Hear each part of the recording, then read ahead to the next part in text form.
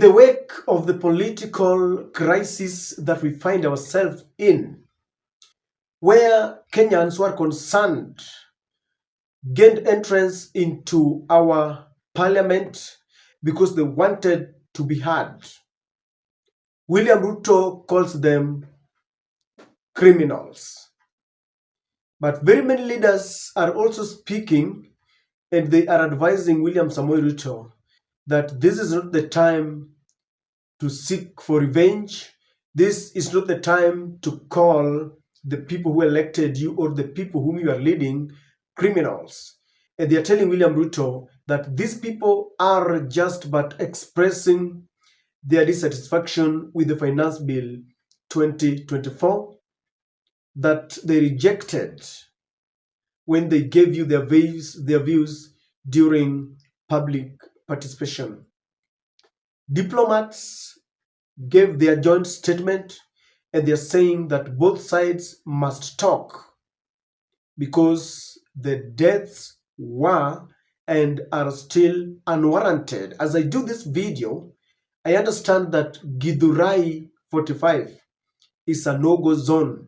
It is almost turning into a massacre field.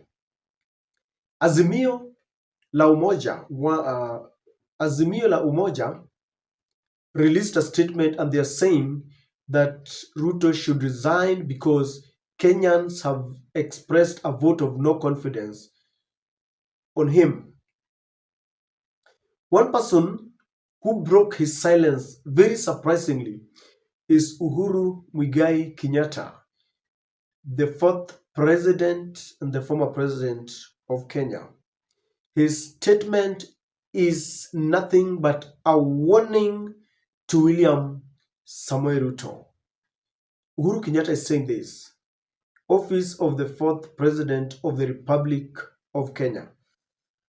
Statement by Uhuru Kenyatta, CGH, fourth president of the Republic of Kenya.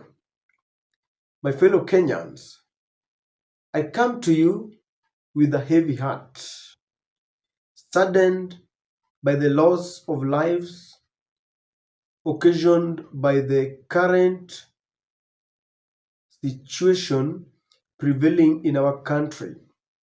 It is the right of every Kenyan to protest as determined by the Constitution we all promulgated in 2010. It is also the duty of leaders to listen and not be antagonistic to them. Violence on either side is not the answer. As your former president, I have felt the weight and the difficulty of leading Kenya. I therefore pray for the wisdom and civility to be established and for peace and progress to belong to all of us as children of Kenya. Dear Kenyans, I stand with you, and I ask our leadership to embrace dialogue and speak to the people and not at the people. I pray for peace and understanding on the part of each and every Kenyan, and for all of us to remember that Kenya is bigger than one of us. There is nothing cast in stone that cannot be changed. God bless Kenya. His Excellency Uhuru Kenyatta, CGH, 4th President of the Republic of Kenya, 25th June 24. Kindly subscribe to our channel if you're watching us for the first time. Ladies and gentlemen, who is Uhuru Kenyatta? Uhuru Kenyatta is the former president, the 4th president of the Republic of Kenya.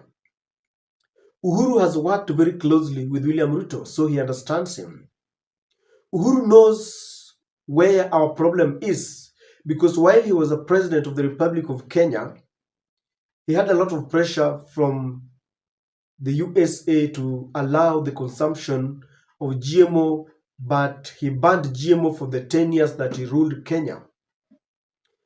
Uhuru is a member of Azimio, and Uhuru is usually a very quiet man. Now, two things happened. Azimio released their statement concerning the killings, but Uhuru is releasing a separate statement in his capacity as the former president of the Republic of Kenya. It would have been easy to embrace that, that statement from Azimio or of Azimio, but he has decided very deliberately to speak to Kenyans as the former president, as the fourth president of the Republic of Kenya. You will all agree with me that Uhuru is not a man who usually talks. Things have always gone haywire in one way or the other. But I've never seen him taking to his social page account, and writing anything. Now, in his address, Uhuru is saying that as a president, he has felt the weight of leading Kenyans. And is telling William Ruto in no uncertain terms that you need to listen to your people. Talk to them, don't talk at them. Embrace dialogue. Uhuru knows very clearly that the reason why Kenyans are being killed on the street is because we are hell-bent on implementing the instructions and dictates of the Bretton Woods institutions, IMF and World Bank. And so he feels that pain. He had been there before. And he does not understand why William Ruto cannot just stand with these people. Because you remember that Uhuru tried to safeguard our interest. That is why he refused GMO. That is why when Obama, the former president of the US, came to the country and they were trying to twist him to accept LGBTQ, he told him to his face that, there are things we can emulate from the USA, but our rich culture cannot be compromised, not now. And he told Obama that this is not a human rights issue as we are trying to put it. Rather, this is a societal issue. If Kenyans want to talk about it, they will pronounce themselves on it. So Uhuru Kenyatta knows very well. And William Ruto is getting more blows. He will remain alone because sometimes it is good to retreat and ask yourself whether you are the only person who is right or you are the only person who is wrong. Because either way, William Ruto is either right or wrong. He's the only person who is either right or wrong. When the church has talked and the church is saying Kenyans are overburdened by taxes, and so they are asking William Ruto, drop this bill. Kenyans are saying, drop this bill, listen to us. And Uhuru Kenyatta is now telling him, drop this bill, listen to us. The diplomats also wrote a letter and they're saying, we need dialogue. So it cannot be that everyone else is wrong except one person. And Uhuru Kenyatta is reminding him that Kenya is bigger than an individual. In other words, he's telling William Ruto, you cannot be listening to yourself. You cannot be listening. It is like William is listening to Ruto. You cannot be listening to yourself. Put the interest of Kenya at heart. Uhuru came to remind Kenya that I warned you. I gave you the story of my deputy. I warned you against electing him because if Uhuru had not warned us, by now we would have been asking Uhuru Kenyatta, you knew you had worked with our president. You knew his stature, his character, but you didn't warn us. Why didn't you?